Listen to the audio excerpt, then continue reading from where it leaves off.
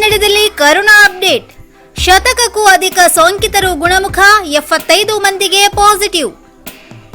ಕಾರವಾರ ಜಿಲ್ಲೆಯಲ್ಲಿ ಬುಧವಾರ 75 ಕೋವಿಡ್ ಪ್ರಕರಣಗಳು ವರದಿಯಾಗಿದ್ದು 107 ಮಂದಿ ಗುಣಮುಖರಾಗಿ ಬಿಡುಗಡೆಯಾಗಿದ್ದಾರೆ.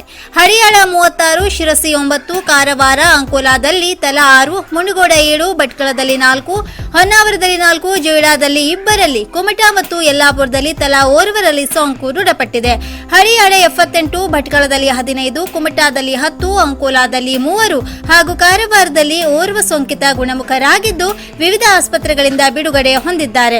ಈವರೆಗೆ ಜಿಲ್ಲೆಯ 1907 ಮಂದಿಯಲ್ಲಿ ಸೋಂಕು ದೃಢಪಟ್ಟಿದ್ದು 1217 ಮಂದಿ ಗುಣಮುಖರಾಗಿದ್ದಾರೆ.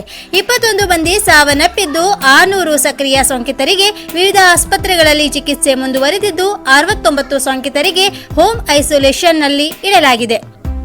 ಇನ್ನು ಮತ್ತಷ್ಟು ಸುದ್ದಿಗಾಗಿ ಕಾರವಾರ ಪ್ಲಸ್ ವೀಕ್ಷಿಸಿ. ನೀವು ಯೂಟ್ಯೂಬ್ ಅಲ್ಲಿ ನೋಡ್ತಿದ್ದೀರಿ, ಸಬ್ಸ್ಕ್ರೈಬ್ ಮಾಡಿ, ಬೆಲ್ ಐಕಾನ್ ಕ್ಲಿಕ್ ಮಾಡಿ. ಫೇಸ್ಬುಕ್ ಪೇಜ್ ಅಲ್ಲಿ ನೋಡ್ತಿದ್ದೀರಿ, ಫಾಲೋ ಮಾಡಿ. ಧನ್ಯವಾದಗಳು.